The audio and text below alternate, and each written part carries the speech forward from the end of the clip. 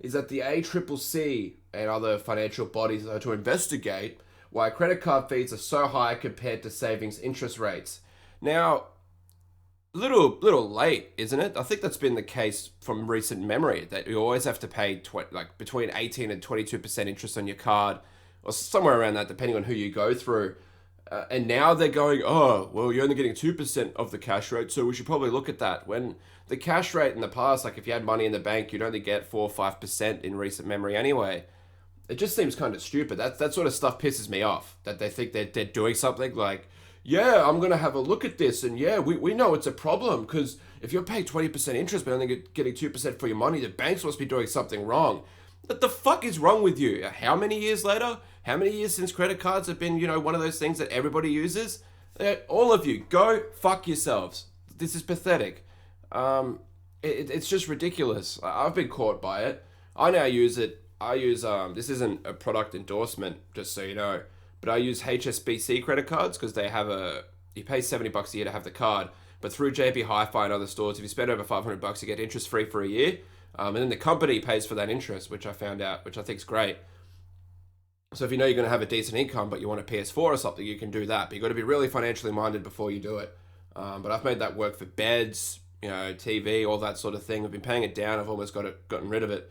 So that's just a handy little tip. I think that works really well. Just make sure that you do pay it off within the year, because otherwise they just lump sum you with interest. There's a term in the contract where I think you pay the entire interest period or something. So if you let it go on the side and you're not really having a good look at it, it will, completely fuck you over. So yeah, I just sort of wanted to bring that up because that really pissed me off. It's a real arrogant sort of standpoint to say, yeah, this is definitely a problem. No shit, fuck you. Speaking of money, I said I was going to harp on about the courses, but I thought this was kind of just, I don't know. I didn't even get mad. I just thought it was funny, like when you have a look at the perspective of the person who marks your work. I had a 10,000 word or 12,000, whatever the fuck, a lot of words in a statement of advice, which is like a financial plan for a client. Spent a good number of days, day in, day out, morning, night, doing the damn thing. Sent it off, waited for marking, took 2 weeks. When I got it back, there's a little box for the assessor feedback. The whole thing, all she's written is good. I'd write like 1,000 words, good, 1,000 words, good. No, I like your ideas, keep going along this path, just good thing overall, nice work. That's it. I shouldn't be mad because I passed and I completely fucked something up. And you have to present it over the phone, and the assessor and I, we both she noticed she missed it, and I noticed that I missed it, and we're just like, you won't fuck that up again. I'm like, no, I won't. And then she passed me. So people are really good like that. It's amazing if you just sort of break the walls down with people, what you're able to get. Because when I first called the assessor for the interview, I just sort of joked about it. I went, yeah, how's it going? Glad you're doing this over the phone because I work in a call center. I'm sort of shooting myself in the foot. And she laughed, and it just sort of breaks the tension. You got to treat them just like people. I think for those in their late teens or early 20s, might neglect to see that because you're so focused on your own life and what you're doing to actually see that they're just people too. And if you break those walls down, you're going to be ahead of 90% of other people. Take it from me. I work in a call center environment, and I'm usually the one that breaks down that gap all the time. Because if I didn't, people just remain, professional, and that's fine in its own way. But when you bring down those walls and you're able to just sort of connect on some level with people, gets you strides above everything else. And just being polite gets you so much further. I don't know. It sounds, I can hear people going, well, duh, of course being nice gets you places. If you're a dick, you'll be treated like a dick. A lot of people seem to miss that and not really reflect on their own behavior and make that extra mile. I got a bunch of KFC last night, be a Streetwise box. I ate the whole thing. I ate 6 pieces of chicken. I ate the crispy strips. I ate both chips. I don't give a fuck. I'm a little bit chubby around the gut, but I've lost a lot of weight. It's my after weights meal. It's my little treat. I'll do it once in a blue moon. And the lady said, I've only got 2 crispy strips. I can't get popcorn chicken. She's like, I shouldn't, but why not? It's just because I smiled and talked to her. And I left her feedback, and I'm sure that she'll get a pat on the back from management for that sort of thing. So spread the love, people. Spread the love. That's all I'm saying. Spread the love. Everybody needs a bit of love, so why not just spread it? Just those little things can make other people's day. And I know from working in retail and from having friends in hospitality, that if you get that sort of feedback, management just goes, oh my God, like this other person took some time out of their day to acknowledge what job you did. You must be doing something right. And then they can get the hours they want. They don't get hassled. It's got that huge, what's it called? Flow-on effect? Yeah, we'll go with that. Yeah, it just accrues quite quickly. Like it's exponential. There we go. There's exponential positivity that gets burst out from that. Fuck, I'm sounding like my housemate now. So the next article I wanted to cover was government. Go fuck myself. Governor Warner. She was speaking at a luncheon in Hobart, and she was just saying, you know what, women, I think that if you drop out of the workplace, that's not a good idea. Well, fuck me. I'm glad we're paying your salary. I'm just stoked that we're paying your salary to come up with that. This fucking 500-word article is basically saying that, like, you should try and work part-time if you can, or work casually, just so you stay in the workforce and have the experience. Well, governor, you are, sorry, I'm clipping the shit out of this. We're gonna have to compress that. You're making the world a better place, governor. You really are. You are a beacon of hope. You are a beacon of inspiration. I don't know where else I would want my tax money to go other than to you and your intuitive thoughts. You are just an inspiration. But seriously, go fuck yourself, because that is just the stupidest shit I've heard. Why do we have articles about common sense? And this isn't on like news.com or the Murdoch media. This is on actual ABC. And I just feel like writing and going, because the writer's Ellen Coulter, and going, hey Ellen, come on, like, what the fuck's wrong with you?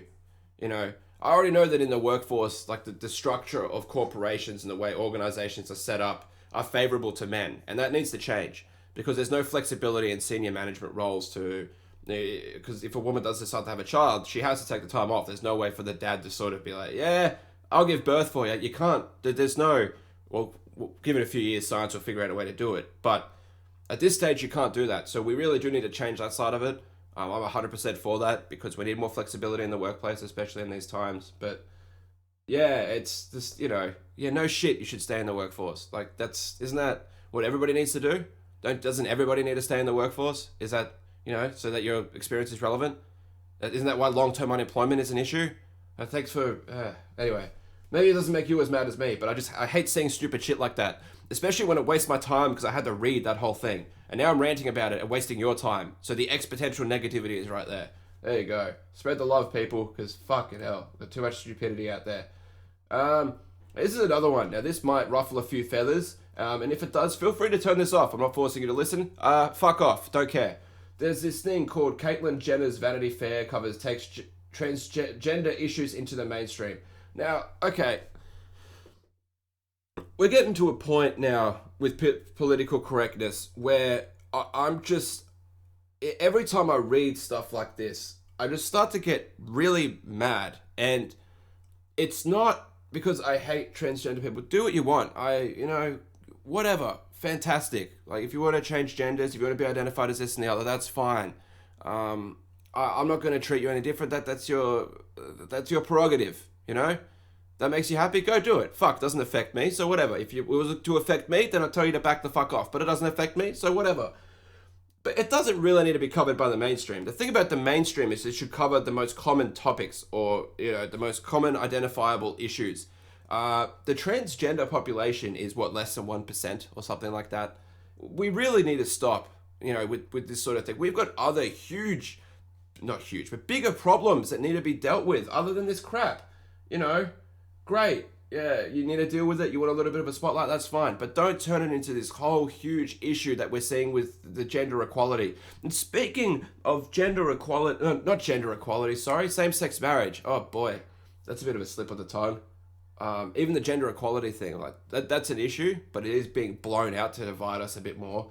The same-sex marriage thing, McDonald's on their Facebook page last night said, yeah, we're advocates of same-sex marriage. Fantastic, McDonald's. Go fuck yourselves. There's other things you could be doing.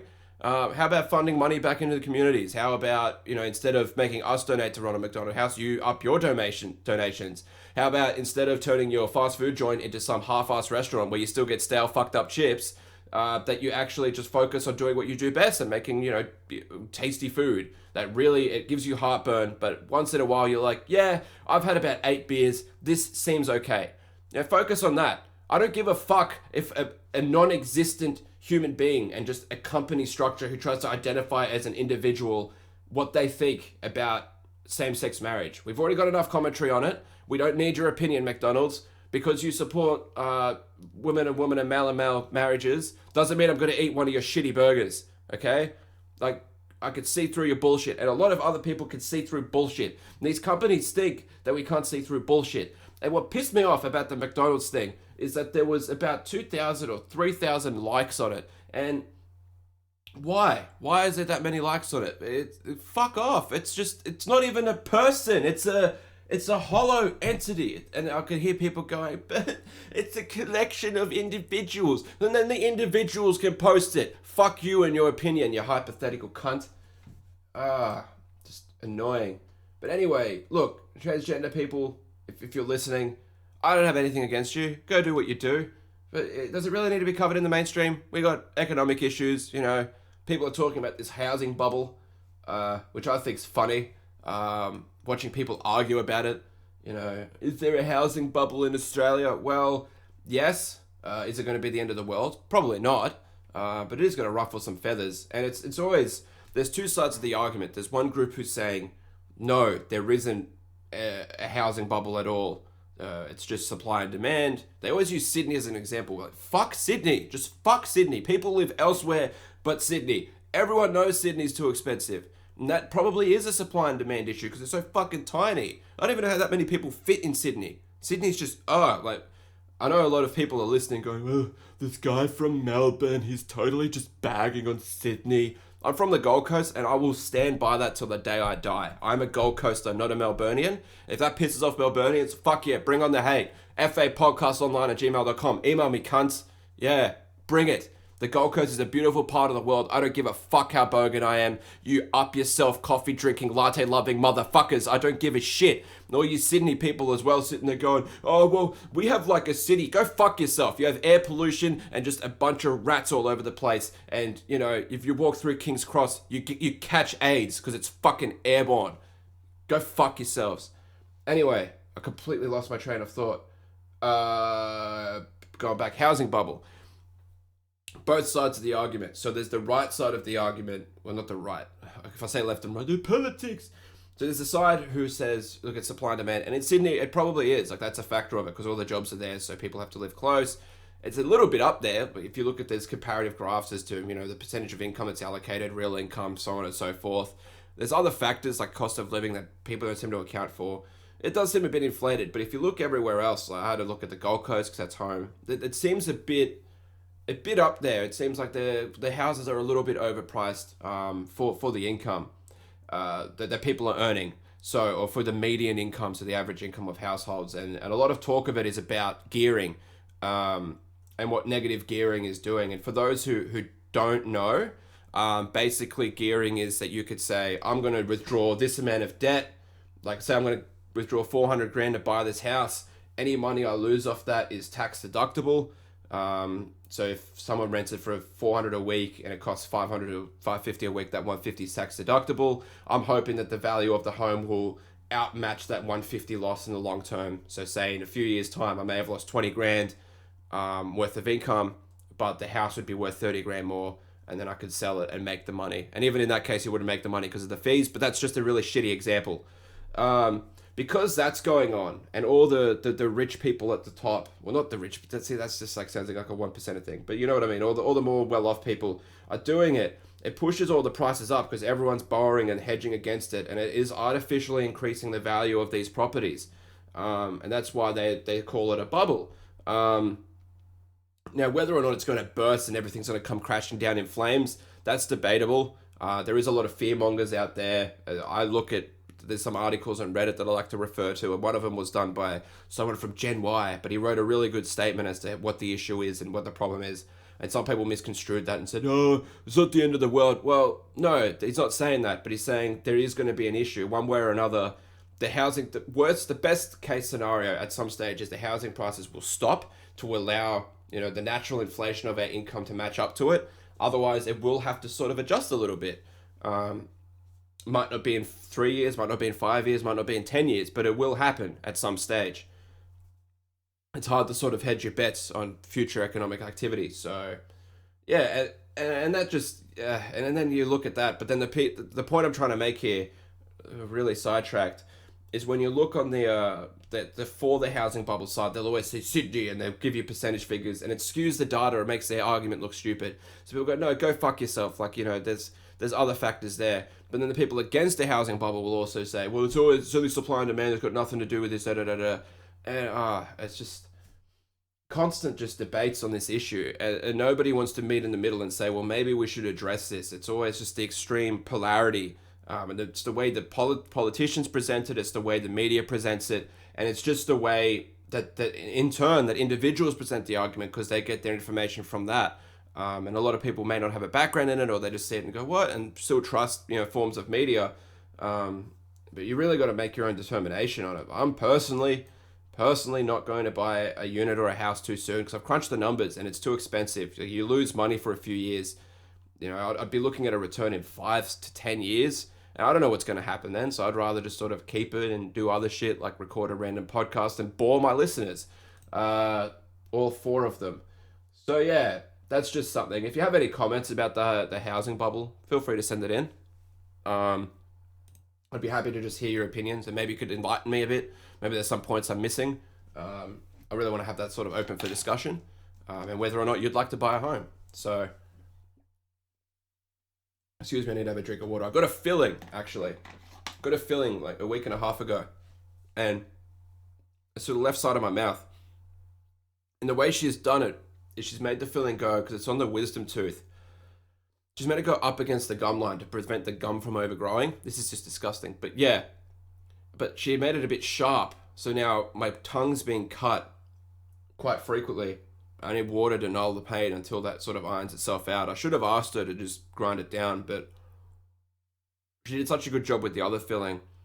And, she was really nice and gave me a free rinse and stuff. I just don't want to hassle her, and she's just lovely. So I'll just let that. Anyway, God, fuck. Last news thing, and then we'll move on to my Witcher 3 review. That's right, a game that's been out for 2 weeks I'm going to review, because I've played through it, and I'm going to give you an opinion from someone who has a fucking life. So, stay tuned for that. But there's one last news bit. Joe fucking Hockey. Now, if you put him, like, what's those things? Is it a rotisserie? Like, where the pigs are on the stick and they're roasting? That's I want to spit roast Hockey. No, but he really just needs a muzzle or something, because him and Abbott have this problem where they speak and just they don't think. I'm not sure whether it's the stress of the job, it's ignorance, what's going on. What was the thing that's been parodied? Is that Joe Hockey's told young people, look, with their housing problem, just get a job that pays good money. People are getting just furious about this, and I think it's funny. You can see that he was just sitting there and he's had to deal with all this crap. You have to deal with the media, you have to deal with the opposition, you have to deal with fucking lobbyists, all this stuff. People like to say, who's a fat cat? It's still a shit job. And then someone's come up to him and just said, what should the young people do? He's like, oh, just get a job that pays good money. He's just got, just fucking piss off. I got other things to do. And now he's being slandered, and you just can't win. Oh, okay. There isn't that many jobs with good money for young people, though. There really isn't. I got kind of lucky. I've got a decent role now, but I fell ass first into it. So that wasn't really based on my skills. Hence, studying a lot to try and keep it up. But there is an employment issue. I'm not going to cover that. That's a next week sort of thing. Is the employment issue. So next week, employment issue in Australia, because I sort of want to move on, so you're just not hearing ranting and raving about the news for the entire hour.